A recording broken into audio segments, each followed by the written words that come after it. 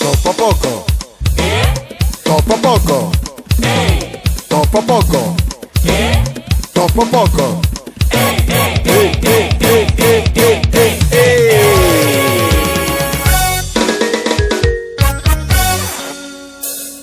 Nul ne peut prétendre trouver la... Alors vous avez dû le voir, quand j'ai cité les étapes, j'ai pas parlé d'après-shampoing, je me souviens pas trop. Parce que alors moi j'utilise des produits naturels, donc du coup j'ai pas souvent les cheveux secs après mon shampoing. Au contraire, ils sont doux. Mais si vous utilisez des shampoings du commerce ou des shampoings sans sulfate et que vous avez les cheveux secs, ils ont besoin du coup d'être démêlés pour que vos cheveux ne se cassent pas. Je vous conseille d'utiliser un après-shampoing, car l'après-shampoing ici va vous aider à démêler vos cheveux, il va adoucir vos cheveux et donc du coup va vous aider à les démêler. Lors de l'après-shampoing, donc vous allez poser votre après-shampoing sur vos cheveux, je vous conseille de commencer le démêlage au doigt et ensuite au peigne à larges dents en commençant par les pointes à la racine, vraiment tout doucement en descendant jusqu'aux racines, toujours sur les pointes. Donc du coup je vous conseille de faire ça. Moi c'est vraiment une étape que je saute énormément parce que mes cheveux, je ne sens pas ce besoin-là de démêler mes cheveux après le shampoing. J'utilise en grande partie des shampoings doux, des poudres indiennes. Donc du coup j'ai pas ce besoin là de démêlage, donc c'est vraiment une étape que je saute souvent, mais ça peut aider beaucoup d'entre vous. En plus des après shampoings, qu'est-ce que je peux vous conseiller? Prenez des après shampoings du commerce, voilà, c'est pas cher. Même pour faire vos co-wash, ne vous prenez pas la tête à acheter des produits chers. Dans le commerce ça coûte 3 à 4 euros et c'est largement suffisant pour vous démêler les cheveux. Le masque aux soins profonds. Avant de vous parler du masque, il faut savoir que le cheveu est en grande partie composé de protéines qu'on appelle kératine. En grande partie, c'est-à-dire 90 à 95% dans notre fibre capillaire. Les protéines ont pour rôle de réparer et de renforcer notre fibre capillaire. Le cheveu est aussi composé d'hydratation. L'hydratation ici a pour rôle de créer cette élasticité et donner de la souplesse à nos cheveux.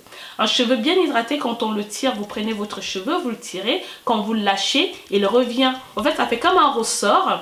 Oui, ça fait comme un ressort, le cheveu revient à sa place et forme des boucles. Ça montre vraiment à quel point vos cheveux sont bien hydratés. Donc, dans une routine capillaire, on a besoin de cet équilibre entre hydratation et protéines. Les personnes qui ont les cheveux naturels, qui n'ont pas été modifiés chimiquement, n'ont pas besoin d'apporter des protéines à chaque soin, car vos cheveux en contiennent déjà une grande partie.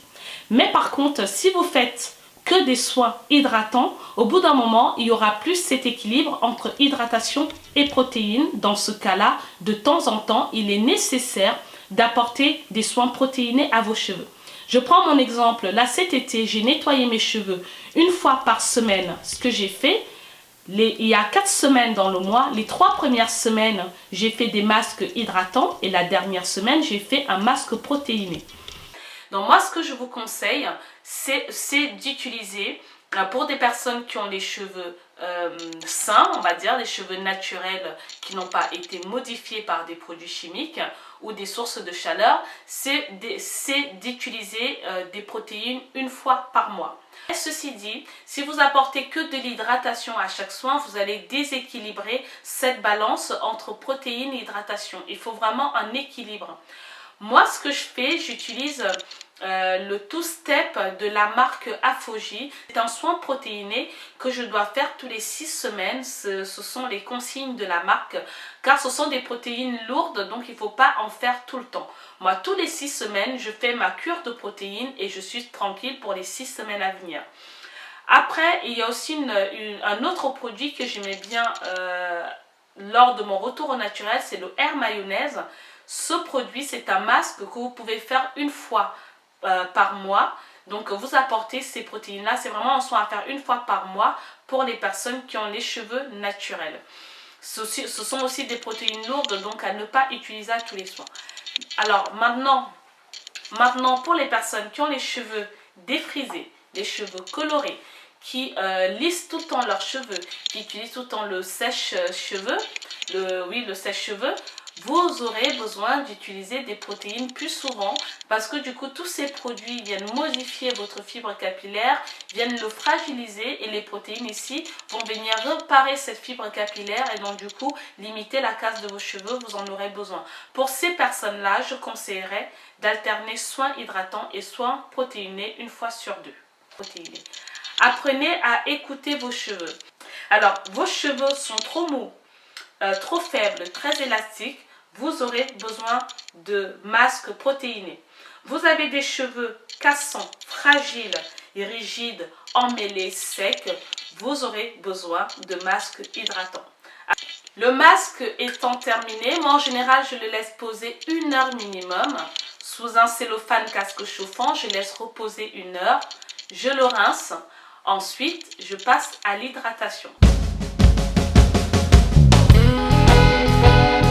Alors l'hydratation, pour moi, il y a 2 méthodes d'hydratation, LCO méthode et le LCB méthode. Alors le LCO méthode, c'est vraiment pour les personnes qui ont les cheveux fins et les cheveux fins, aussi pour les personnes qui ont les cheveux à faible porosité. Donc le L veut dire liquide, le C veut dire crème et le O, oil, donc huile. Donc du coup vous allez mettre un liquide, ça peut être de l'eau, du leave-in, je vais vous en mettre plusieurs types de leave-in à pouvoir mettre sur vos cheveux. Et après on va passer à la crème ou à lait capillaire, donc quelque chose de plus épais pour hydrater vos cheveux. Je vous mettrai aussi quelques photos au fur et à mesure. Donc du coup vous allez mettre votre eau ou votre liquide. Si vous sortez d'un soin, vos cheveux sont déjà mouillés, vous n'avez pas besoin d'apporter de l'eau. Dans ce cas là vous pouvez mettre un leave-in ou pas. Et ensuite vous allez mettre une crème de votre choix et ensuite vous allez sceller cette hydratation avec l'huile dans le oil, je ne sais plus comment ça se dit, donc avec de l'huile sur vos cheveux pour retenir l'hydratation dans la fibre capillaire. Cette hydratation est à faire quotidiennement. Vous pouvez le faire 2 fois par jour selon les besoins de vos cheveux. Vous pouvez le faire 1 fois par jour. Si vous le faites 1 fois, que vous voyez que vos cheveux sont toujours hydratés, pas besoin de l'hydrater 2 fois dans la journée. Vous pouvez aussi hydrater tous les 2 jours. Cela va vraiment dépendre de vous. Après, le LCB méthode, ça va être pour les personnes qui ont les cheveux épais. C'est exactement la même technique, donc un liquide, de l'eau ou un leave-in, une crème et ensuite un beurre pour vraiment retenir cette hydratation dans la fibre capillaire. Cette méthode est aussi idéale pour les personnes qui ont une forte porosité. Vous savez, les écailles sont ouvertes. Allez voir la vidéo sur la porosité, ça va vraiment vous aider à savoir quel type de produit vous devez utiliser sur vos cheveux. Donc du coup, vous allez mettre un beurre capillaire pour vraiment retenir cette hydratation dans la fibre capillaire. Donc voilà, notre soin est terminé, c'est pas fini. On va devoir faire une coiffure protectrice. Pourquoi? C'est pour éviter de trop manipuler nos cheveux, c'est pour éviter que nos cheveux se cassent parce que plus on va les manipuler, plus on va entraîner des nœuds et ces nœuds au démêlage vont être très difficiles. En général, on perd quand même quelques cheveux lorsqu'on démêle nos cheveux. Donc vraiment, pour limiter la casse de nos cheveux, il est nécessaire de faire une coiffure protectrice. Alors, votre coiffure protectrice peut être avec ou sans rajout. Alors, sans rajout, elle ne dure pas longtemps. Pour les personnes qui font des soins 1 fois par semaine, c'est l'idéal. Vous faites votre coiffure protectrice que vous gardez 1 semaine. Puis vous allez défaire vos cheveux, votre coiffure et faire vos soins. Pour les personnes qui font des soins tous les 2 semaines, 1 fois dans le mois, vous pouvez mettre des rajouts ou pas, selon votre choix, pour garder votre coiffure un peu plus longtemps et éviter de tout le temps avoir les mains dedans. Alors, une coiffure est dite protectrice lorsqu'elle ne dure pas longtemps, c'est-à-dire pas plus de 4 semaines. Lorsque la coiffure n'est pas serrée. Une coiffure serrée entraîne de la casse, de l'alopécie au niveau des tempes. Du coup, on se retrouve avec des tempes dégarnies. Ce n'est plus une coiffure protectrice. Une coiffure protectrice est censée protéger nos cheveux. Une coiffure protectrice est censée nous aider à faire pousser nos cheveux, à les protéger des agressions extérieures, du froid, du climat, tout ce que vous voulez. Ça, c'est une coiffure protectrice. À partir du moment où une coiffure protectrice entraîne des désagréments dans nos cheveux, notre cuir chevelu, ce n'est plus une coiffure protectrice. Donc une coiffure protectrice, on ne serre pas la coiffure. On la protège, même quand on porte une coiffure protectrice, on doit la protéger. C'est-à-dire que quand je vais dormir, je vais mettre un foulard en satin. On va en reparler. On doit continuer à hydrater nos cheveux. C'est pas parce qu'on porte une coiffure protectrice qu'on ne l'hydrate pas. Comme je dis, la coiffure, elle est faite pour protéger nos cheveux. On privilégie nos cheveux et non la coiffure. Hydratez vos cheveux, forcément que la coiffure va s'abîmer.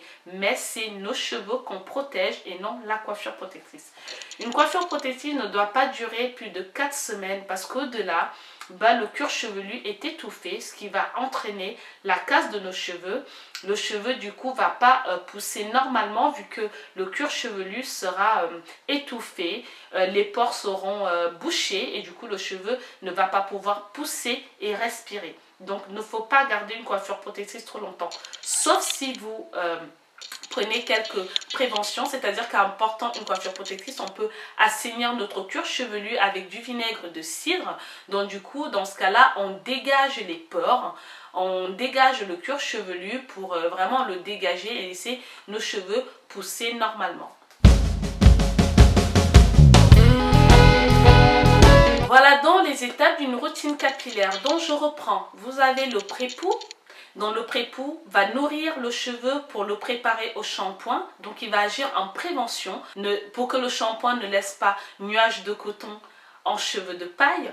Ensuite, on a le shampoing qui est une étape primordiale de la routine capillaire. Ce shampoing va venir nettoyer le cuir chevelu et le cheveu pour le laisser propre afin que le cheveu puisse bénéficier des soins qu'on va lui apporter. Ensuite, vous avez l'après-shampoing pour les personnes qui en ont besoin pour démêler leurs cheveux. L'après-shampoing ici va démêler les cheveux pour éviter la casse. Après, on va passer au masque pour hydrater nos cheveux en profondeur. Ensuite, on va passer à l'hydratation. Donc l'hydratation ici va nous permettre de maintenir notre hydratation dans la fibre capillaire, ce qui va éviter la casse et permettra à nos cheveux de pousser normalement et ainsi on pourra observer la longueur. Et on va venir sceller cette hydratation avec une huile légère ou un beurre selon votre type de cheveux et de votre type de porosité pour vraiment garder cette hydratation dans la fibre capillaire. Un cheveu bien nourri, bien hydraté, c'est un cheveu qui pousse, qui ne se casse pas, qui est beau et ainsi on peut observer la pousse. On a fait notre coiffure protectrice, mais ça ne s'arrête pas là. Une routine capillaire, ça se fait aussi au quotidien. Il y a des gestes à respecter pour que tout ce travail porte ses fruits tout au long du mois, de l'année. Les conseils au quotidien. La première chose que je peux vous conseiller, c'est d'hydrater ses cheveux tous les jours en respectant vraiment la méthode LOC que je vous ai dit. LCO que je vous ai dit tout à l'heure, il est primordial d'hydrater ses cheveux quotidiennement. Des cheveux qui ne sont pas hydratés sont des cheveux qui vont se casser. Protéger ses cheveux tous les jours. Par exemple, avant d'aller se coucher, il est primordial d'attacher ses cheveux, de faire des twists, des nattes, mais ne jamais dormir avec les cheveux comme ça, sinon c'est la casse assurée. Aussi, avant d'aller se coucher, il faut toujours dormir avec un foulard en satin. Pourquoi? Le coton absorbe l'hydratation. Si par exemple je me couche avec mes cheveux comme ça sur des draps en coton, toute l'hydratation que j'ai apportée dans la journée, elle sera absorbée par le coton. De plus, ça va créer des frisottis. On va se retourner la nuit, donc on va créer des nœuds avec nos cheveux car ils ne sont pas protégés. Alors que le satin, la fibre, c'est pas comme les fibres de coton, c'est assez lisse. Au contraire, ça va, lisser le cheveu. En fait, le cheveu va glisser sur du satin ou de la soie. Donc voilà, il faut toujours porter son foulard en satin. Et de deux, non seulement le cheveu va glisser dessus, donc ça va protéger votre coiffure. Et en plus, ça va maintenir l'hydratation. Parce que le satin, en fait, va conserver l'hydratation dans la fibre capillaire. Il faut éviter d'apporter de la chaleur artificielle à vos cheveux. Par exemple, vous venez de faire un soin, vous avez envie que vos cheveux sèchent. Rien de mieux que de sécher ses cheveux à l'air libre. Tout ce qui est sèche-cheveux, ça fragilise les cheveux, surtout si vous les utilisez souvent. Il faut vraiment éviter. De temps en temps si vous voulez, mais pas tout le temps. éviter de lisser vos cheveux, tout ce qui est lisseur à cheveux, ça abîme le cheveu, ça le fragilise. Si vous venez à faire des lissages, parce que je sais que certaines d'entre vous aiment bien par moment avoir des cheveux lisses, il est nécessaire d'utiliser un protecteur de chaleur. Ne jamais peigner vos cheveux à sec. C'est-à-dire que vous voulez peigner vos cheveux, je pense surtout aux petits bouts de chou, ça fait super mal. Vous voulez peigner vos cheveux ou les cheveux de votre enfant dans un vaporisateur, juste de l'eau. Moi, des fois, je mets de l'eau tiède parce qu'au fait, la chaleur ouvre les écailles des cheveux, donc du coup, ça ramollit la fibre capillaire. Donc, vous mettez de l'eau dans votre vaporisateur, vous vaporisez sur vos cheveux. Et pour peigner le cheveu, on commence toujours par les pointes. Donc vous prenez de la pointe, vous remontez tout doucement jusqu'aux racines. Ne pas commencer directement sur les racines et de tirer, ça va vous casser les cheveux, en plus ça va vous faire mal. Donc vraiment évitez de faire cela, c'est douloureux. Et en plus, ça entraîne la casse, quoi. Donc, vous aurez besoin de quelques accessoires lorsque vous passez au naturel. Donc, vous allez oublier tout ce qui est peigne fin. Vous allez prendre ce peigne-là à grands dents. Alors, moi, j'ai les deux. J'avais posté une photo d'une nana avec sur Facebook. Alors, il y a des personnes qui disent que ça casse les cheveux. Moi, j'ai pas ce souci-là parce que je fais attention. Ce peigne, j'aime bien l'utiliser quand je fais des twist out. C'est-à-dire que je mets juste comme ça et je tire sans aller au bout. Donc, c'est génial pour ce genre de coiffure. Et au niveau des pointes, c'est assez lisse, donc il faut faire attention. Avant, j'en avais un, il s'était trompé, il n'avait pas bien lissé. Ici, il y avait une pointe et à chaque fois, je me blessais avec, donc je l'ai jeté et j'ai acheté un autre. Et celui-ci, c'est vraiment idéal pour démêler les cheveux. Vous voyez, ça a large dent et donc du coup, moi, je fais d'abord un démêlage au doigt, sous la douche, cheveux mouillés, et ensuite je viens démêler de la pointe à la racine, et ça c'est vraiment bien. Et il y a aussi celui-là, c'est une brosse que j'aime bien utiliser pour démêler mes cheveux. Donc quand j'ai démêlé au doigt et avec ce peigne, pour vraiment bien démêler les cheveux, je peux aussi utiliser cette brosse. Elle est pas mal. Je l'ai achetée sur internet. Je ne sais plus à combien. Donc faites un tour. Voilà, c'est cette brosse-là. Vous avez de toutes les couleurs. Et j'aime bien aussi utiliser celle-ci, c'est une brosse à poils de sanglier que j'ai acheté sur internet. Celui-ci, il est super doux, donc juste c'est pour brosser quand je fais par exemple mes afro puffs ou que j'ai envie de plaquer mes cheveux. Je fais juste ça et ça ne s'accroche pas aux cheveux parce que c'est doux. C'est à poils de sanglier, donc ça aussi je vous le conseille. Donc plus ça, le foulard en satin. Et après, ce que je peux aussi vous conseiller, c'est d'acheter un casque chauffant si vous le pouvez. Pour les soins, quand vous faites un masque, un bain d'huile, le casque chauffant, je vous mettrai un lien ici sur la vidéo pour voir comment on l'utilise. Pour moi, ça m'a vraiment aidé. Avant, je n'utilisais pas de casque chauffant, mais depuis que j'utilise ça, mes cheveux se portent mieux. Si vous n'avez pas de casque chauffant, il y a aussi d'autres alternatives. Un cellophane, vous prenez une serviette, vous trempez dans de l'eau, vous mettez au micro-ondes quelques secondes, la serviette est chaude, il ne faut pas qu'elle soit brûlante. Vous l'attachez sur vos têtes et du coup cette chaleur va aider votre soin à pénétrer la fibre capillaire. Donc voilà, ce que je peux dire pour la routine capillaire, observez vos cheveux, faites des challenges. Les challenges vont vous permettre de mieux apprendre à connaître vos cheveux, de tester d'autres produits, de tester d'autres routines. Un challenge en plus ça se fait sur 3 mois, donc du coup ça vous oblige à avoir une routine capillaire régulière et il y a un objectif derrière à atteindre, donc du coup c'est motivant.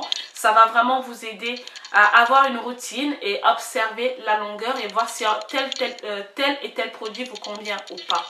Donc voilà ce que je peux dire.